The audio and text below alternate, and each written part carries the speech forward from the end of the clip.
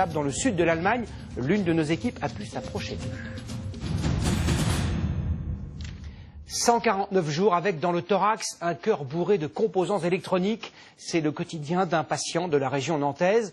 Il est le deuxième homme au monde à bénéficier de cette technologie française. Selon ses médecins, il mène une vie presque normale. Reportage signé Caroline Bell et Bernard Guerny. Il aura passé 5 mois au CHU de Nantes.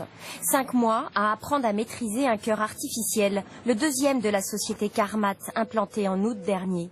Sur ces images tournées fin décembre, cet homme de 68 ans qui souhaite rester anonyme recevait la visite du professeur Carpentier qui, pendant 35 ans, a élaboré cette prothèse.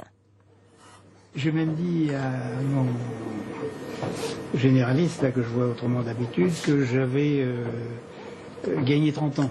Enfin, j'étais revenu 30 ans en arrière. Le patient souffrait d'une insuffisance cardiaque terminale.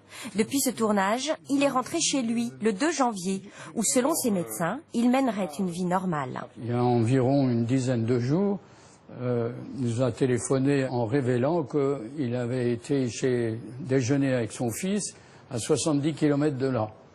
Alors pour moi, c'est quand même un critère, et sans technicien ou sans ingénieur d'accompagnement. Donc c'est ça pour moi la qualité de vie. Ce cœur conçu avec des tissus biologiques est bourré d'électronique, ce qui lui permet de s'adapter au débit sanguin du patient selon qu'il marche ou qu'il court. Le dispositif est relié à une batterie externe et une console de contrôle, un pactage de 3 kg. Le pionnier du cœur artificiel, Claude Dany, implanté en décembre 2013, avait survécu 2 mois et demi. 74 jours de survie, analysés par les ingénieurs de Carmat pour améliorer la prothèse. Si on lui demande trop, ce qui est arrivé d'ailleurs, on risque d'avoir des surchauffes de certains composants. C'est ce qui est arrivé, ça a nécessité de changer un des composants et de mieux l'adapter aux performances qu'on attendait de cette prothèse. L'essai clinique autorisé par l'Agence de biomédecine prévoit 2 autres implantations. La société Carmat, cotée en bourse, a vu son titre s'envoler de 13% dans la journée.